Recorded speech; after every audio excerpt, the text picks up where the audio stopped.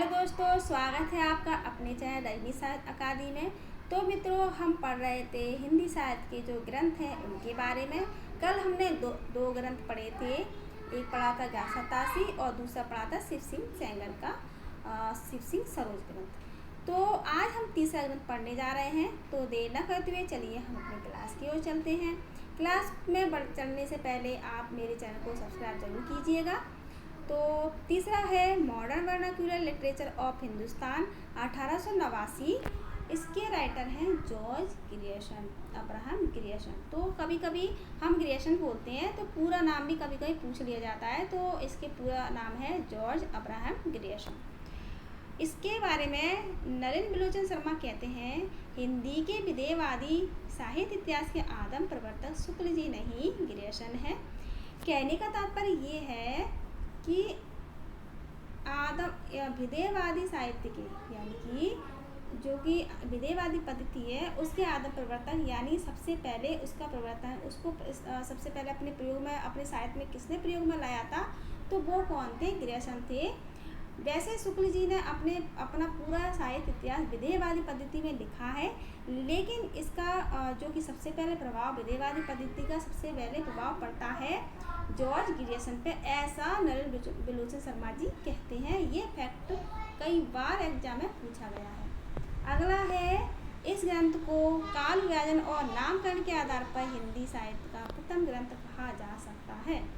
तो देखिए, काल विभाजन, तो इसमें सबसे पहले काल विभाजन किया गया है, नामकरण दिया गया है, यानी कि कौन कौन से काल के कौन से कवि थे, फिर उनके नाम दिए गए हैं, जैसे भक्ति काल, रीतिकाल, ऐसे नाम दिए गए हैं। तो प्रथम इतिहास ग्रंथ इस ग्रंथ को मान सकते हैं, वर्नाकुलर लिटरेचर ऑफ हिंदुस्तान को। इस ग्रंथ को हिंदी साहित्य की नींव भी कहा गया है, अर्थात इतिहास ग्रंथ लिखने की नींव डाली है ग्रियर्सन जी ने, तो इस ग्रंथ को नींव भी कहा गया है। इस ग्रंथ को अंग्रेजी में लिखा गया था। इसे वास्तु रूप से हिंदी साहित्य का प्रथम इतिहास ग्रंथ कहा माना जा सकता है, ठीक है, या कहा जा सकता है। यानी वास्तु रूप से ये क्या है, सबसे पहले तो इसकी भाषा अंग्रेजी है, ये भी ध्यान रखना है क्योंकि इसकी भाषा भी पूछी जाती है, और ये वास्तविक रूप से हिंदी साहित्य का इतिहास ग्रंथ भी है, ठीक है। सर्वप्रथम जॉर्ज ग्रियर्सन ने ही भक्ति काल को स्वर्णकाल कहा है। तो सबसे पहले ग्रियर्सन ने ही भक्ति काल क्या कहा है? स्वर्णकाल कहा है। यह ग्रंथ बंगाल की एशियाटिक सोसाइटी द्वारा अपनी पत्रिका के विशेषांक के रूप में छापा गया था 1888 में, ठीक है। ये डेट भी पूछा जाता है, कब छापा गया था और कहाँ छापा गया था। इसमें कुल 952 कवि हैं, ठीक है। तो इसमें कितने कवि हैं? 952 कवियों का परिचय दिया गया है।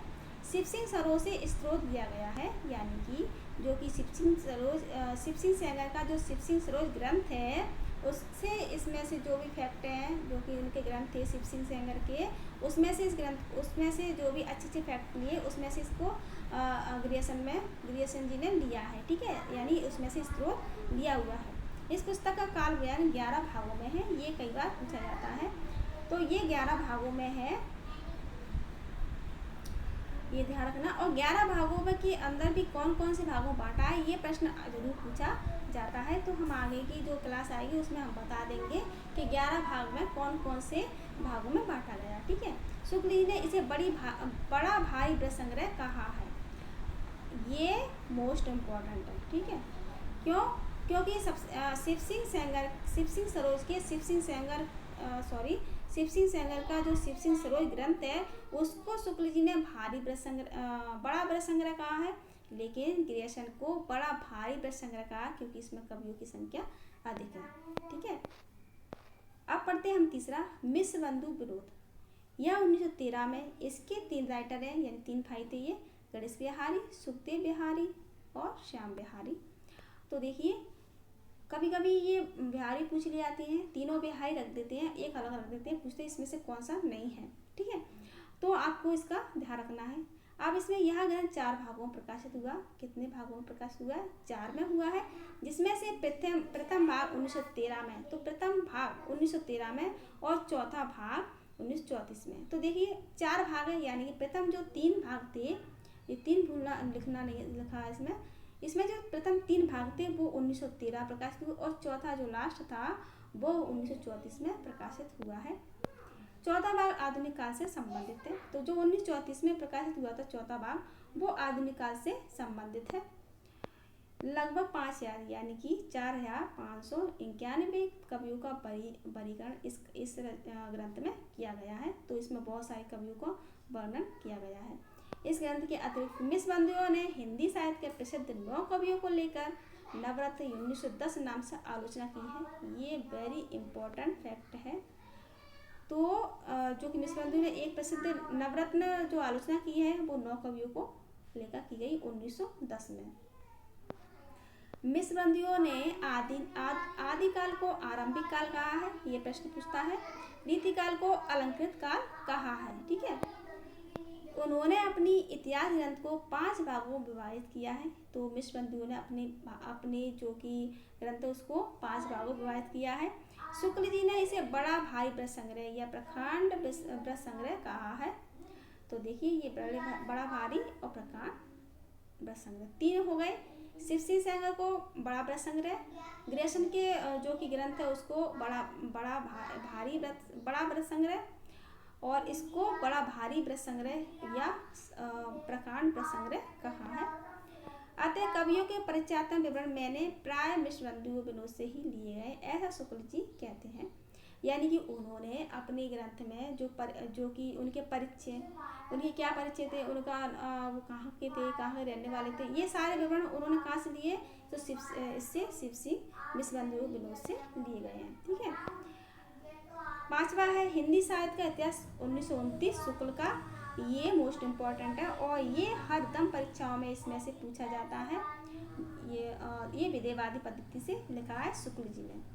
यह हिंदी साहित्य का सर्वश्रेष्ठ इतिहास ग्रंथ माना जाता है, सर्वश्रेष्ठ इतिहास ग्रंथ है। यह विदेहवादी पद्धति पर लिखा गया है। यह नागरिक विचार सभा काशी द्वारा हिंदी शब्दसार की भूमिका के रूप में सर्वप्रथम 1929 में प्रकाशित हुआ है।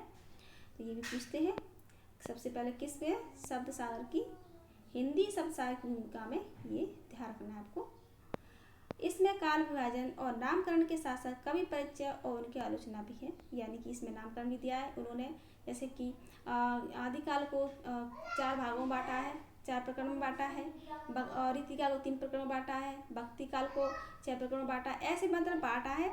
यानी कि इसमें नामकरण दिया है, उनके नाम भी दिए, भक्ति काल, रीतिकाल, पूर्व मध्यकाल, और फिर उसका परिचय भी दिया है, ठीक है। और फिर उनकी आलोचनाएं भी उन्होंने की है, किसने, शुक्ल जी ने अपने ग्रंथ में। शुक्ल जी ने अपने पूर्व इतिहास ग्रंथ को वृत्त संग्रह कहा और उन्होंने अपना ग्रंथ सर्वाधिक शिव सिंह सरोज को केंद्र में रखकर लिखा।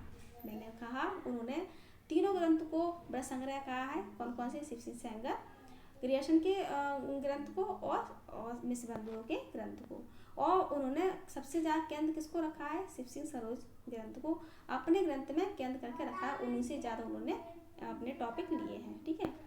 शुक्ल जी ने हिंदी साहित्य का प्रथम कवि चंद्रवरदाई और प्रथम महाकाव्य पृथ्वीरासो और प्रथम प्रमाख्यान को तो उनकी मृगावती को माना है। तो प्रथम ग्रंथ है, प्रथम कवि कौन से हैं, चंद्रवरदाई, प्रथम महाकाव्य पृथ्वीरासो और प्रथम प्रमाख्यान है मृगावती कुतुबन की, ठीक है। अगला है फैक्ट, इन्होंने आदिकाल को वीरगाथा काल नाम दिया और मध्यकाल को 2 भागों में बांटा, आधुनिक काल को 3 उत्थान कालों में बांटा है। तो ये ध्यान रखना है। आदिकाल को इनमें वीरगाथा काल कहा है, मध्यकाल को 2 भागों में यानी पूर्व मध्यकाल यानी भक्ति काल और उत्तर मध्यकाल यानी रीतिकाल, आधुनिक काल 3 उत्थान कालों में बांटा है यानी कि भारतेंदु, द्विवेदी और छायावाद, ठीक है। इसको याद रखना है। यह ग्रंथ सर्वाधिक लोकप्रिय और व्यवस्थित माना जाता है, यानी कि यह सर्वाधिक लोकप्रिय भी है और व्यवस्थित भी है, ठीक है। इन्होंने अपभ्रंश साहित्य को हिंदी साहित्य अलग रखकर उसे पूर्व पीठिका के रूप में व्यवस्थित किया है। अपभ्रंश साहित्य को उन्होंने अलग रखकर किया है और जिससे पूर्व के जो भी ग्रंथ थे उसको व्यवस्थित करके उन्होंने रखा है। शुक्ल जी ने सिद्धनाथ साहित्य को हिंदी साहित्य की कोटि में नहीं माना है। तो उन्होंने सिद्ध साहित्य को और नाथ साहित्य को बिल्कुल अपने साहित्य से अलग करके उच्च कोटि का या अपनी साहित्य से नहीं माना है, ठीक है।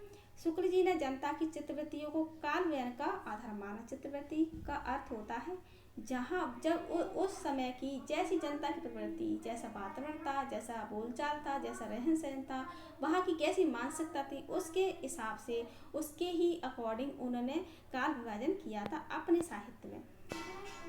आचार्य शुक्ल ने अपने इतिहास ग्रंथों में लगभग 900 वर्षों के साहित्य का प्रकाश डाला है। तो अपने इतिहास ग्रंथों में उन्होंने 900 वर्ष यानी लगभग 1000 साहित्य पर प्रकाश डाला है। शुक्ल जी ने हिंदी का प्रारंभ अपभ्रंश की उत्तर अवस्था से माना है। ये प्रश्न कई बार पूछा गया है। तो शुक्ल ने हिंदी का प्रारंभ कब से माना है? अपभ्रंश की उत्तर अवस्था से माना है। तो मित्रों आज आज हमने ये 4-5 हिंदी साहित्य के ग्रंथ हमने पढ़ लिए हैं। कुछ फुटकल जो कि साहित्य कल मैं उस क्लास को लेकर आऊँगी। आपको मेरी यह क्लास, मेरा प्रयास, मेरे समझाने का प्रयास आपको कैसा लगा कमेंट बॉक्स में ज़रूर बताएं और अपना फीडबैक जरूर दिया करें। वीडियो को अंत तक देखने के लिए बहुत बहुत आभार।